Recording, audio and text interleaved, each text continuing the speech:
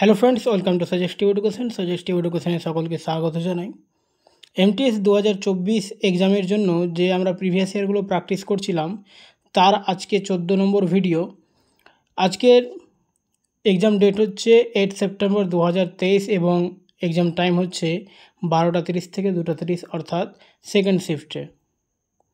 আজকের প্রথম কোশ্চেন হচ্ছে 11তম মৌলিক দায়িত্ব ড্যাশ বয়সের শিশুদের জন্য শিক্ষার সুযোগ প্রদান করে।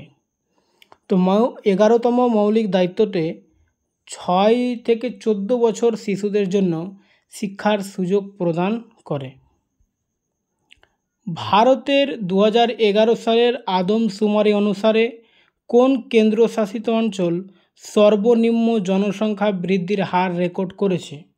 তো 2011 সালে যে আদমশুমারি হয়েছিল সেখানে সবথেকে সর্বনিম্ন জনসংখ্যা বৃদ্ধির হার হচ্ছে লাক্ষাদ্বীপের।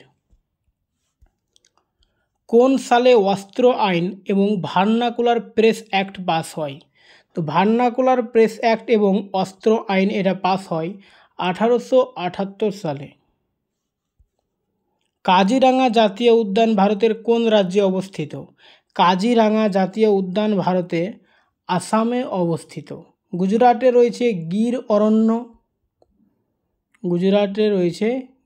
অরণ্য। পশ্চিমবঙ্গেতেও সুন্দরবন রয়েছে, গরুমারা, জলদাপাড়া, সিঙ্গালীলা, নেওড়া ভ্যালি, এগুলো টোটাল 6টা ন্যাশনাল পার্ক রয়েছে পশ্চিমবঙ্গে।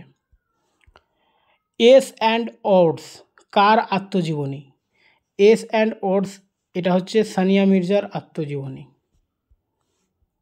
গলগি বডিতে, এখানে একটু প্রিন্ট মিস্টেক হয়েছে টাইপিংয়ে, এটা হবে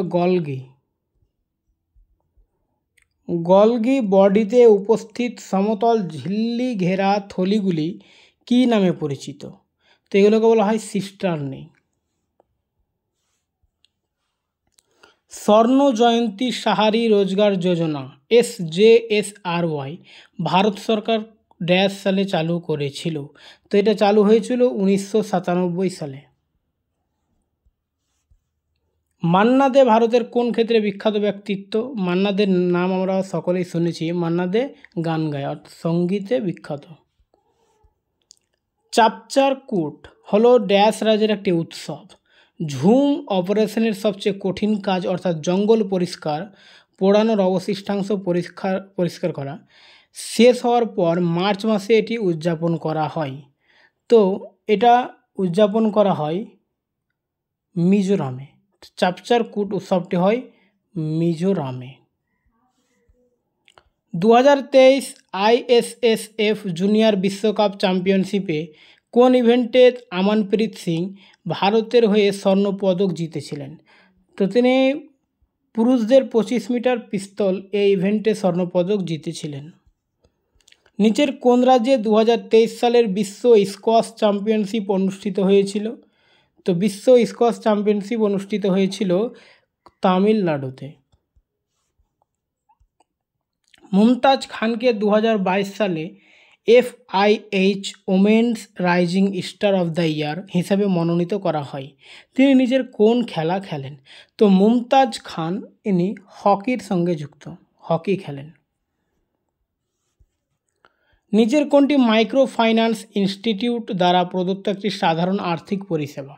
তো মাইক্রো ফাইন্যান্স থেকে অনেকটাই কোশ্চিন 2023 MTS এসছে, এর আগে আমরা অনেক শিফটে পড়েছি।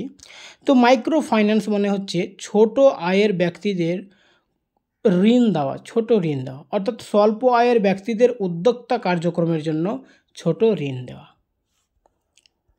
রাথওয়ারা যারা ড্যাশ রাজ্যে বাস করে হোলি উপলক্ষে রাথুয়া নৃত্য করে? তো হোলি আমরা জানি রঙের উৎসব, এই উপলক্ষে তারা রাথুয়া নৃত্য করে। তো রাথুয়া নৃত্য হয় গুজরাটে। ভারতের সংবিধানের কোন অনুচ্ছেদে প্রতিটি রাজ্যের জন্য একজন রাজ্যপালের বিধান রয়েছে? তো রাজ্যপালের বিধান রয়েছে 153 ধারাতে। ভারতীয় জাতীয় কংগ্রেসের প্রথম মহিলা সভাপতি কে ছিলেন? তো ভারতের জাতীয় কংগ্রেসের প্রথম মহিলা সভাপতি হচ্ছেন অ্যানি বেসান্ট। ইনি 1917 সালে সভাপতিত্ব করেছেন। আচ্ছা, যদি এখানে কোশ্চিন হয় ভারতে জাতীয় কংগ্রেসের প্রথম ভারতীয় মহিলা সভাপতিকে, তো প্রথম ভারতীয় হচ্ছে সরোজিনী নাইডু। যদি প্রথম বাঙালি বলা হয় তাহলে হবে নেলি সেনগুপ্তা। ঠিক আছে, সরোজিনী নাইডু 1925 সালে সভাপতিত্ব করেছেন এবং নেলি সেনগুপ্তা 1933 সালে। তিনজন, অর্থাৎ একজন হচ্ছে প্রথম মহিলা, একজন প্রথম ভারতীয় মহিলা, আর একজন হচ্ছে প্রথম বাঙালি। এদের মধ্যে সালগুলো মনে রাখার একটা ট্রিক্স রয়েছে যে 8 বছর পর পর দেখো। প্রথম মহিলা হচ্ছে 1917, 8 বছর পর 1925, অর্থাৎ প্রথম ভারতীয় মহিলা সরোজিনী নাইডু। আর যদি প্রথম বাঙালি বলে 1933, 25 থেকে 8 বছর পর 1933। ওকে। ড্যাশ ছিলেন কত্থক নৃত্যের একজন তারকা যাকে রবীন্দ্রনাথ ঠাকুরের নৃত্য সম্রাজ্ঞিনী বা নৃত্যের সম্রাজ্ঞী হিসেবে বর্ণনা করা হয়েছে। সীতারা দেবী, রুক্মিণী দেবী আনন্ডাল, মৃণালিনী সারাভাই, মল্লিকা সারাভাই। তো অ্যান্সার হচ্ছে সীতারা দেবী, ইনি কত্থক নৃত্যের সঙ্গে সম্পর্কিত। আর রুক্মিণী দেবী আনন্ডাল ইনি হচ্ছেন ভারতনাট্যমের সঙ্গে যুক্ত। একটি অর্থনীতিতে চূড়ান্ত পণ্য ও পরিষেবার মোট ব্যয়ের সমষ্টি দ্বারা জাতীয় আয় গণনা করতে নিম্নলিখিত পদ্ধতিগুলির মধ্যে কোনটি ব্যবহার করা হয়? তো চূড়ান্ত পণ্য পরিষেবার মোট ব্যয়ের সমষ্টি, এটা হচ্ছে ব্যয় পদ্ধতি, এটা হচ্ছে ব্যয় পদ্ধতি বা এক্সপেন্ডিচার মেথড। 2004 থেকে 2009 সাল পর্যন্ত ঝাড়খণ্ডের প্রাক্তন রাজ্যপাল ড্যাশ 2022 সালে লখনউতে মারা যান। তো 2004 থেকে 2009 সাল পর্যন্ত ঝাড়খণ্ডের রাজ্যপাল ছিলেন সৈয়দ সিপ্তে রাজি। আইইউপিএসসি নামকরণ পদ্ধতি অনুসারে কোন কার্যকরী গোষ্ঠীটি একটি ওএইচ গ্রুপের উপস্থিতি দ্বারা চিহ্নিত করা হয় সাধারণত জলের মতো আকার? তো এটা হচ্ছে অ্যালকোহল।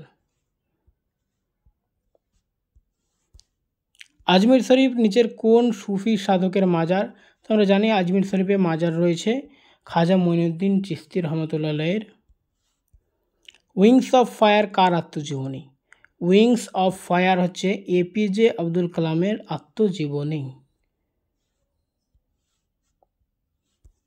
নিচের কোন কর্ণাটিক সঙ্গীতজ্ঞ প্রথম ভারতরত্ন পেয়েছিলেন?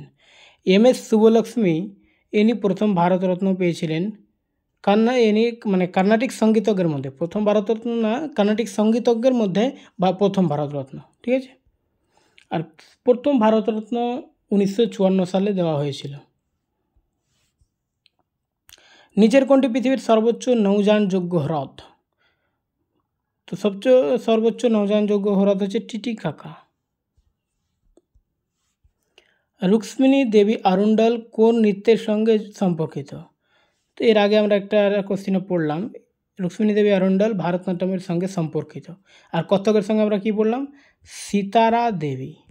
আর রাজ্যগুলো অবশ্যই মনে আছে, এর আগে অনেক শিফটে আলোচনা হয়েছে। মণিপুর রাজ্যের কত্থক হচ্ছে ইউপির, ভারতনাট্যম তামিলনাড়ু, আর মোহিনীঅট্টম কেরালা। ওকে।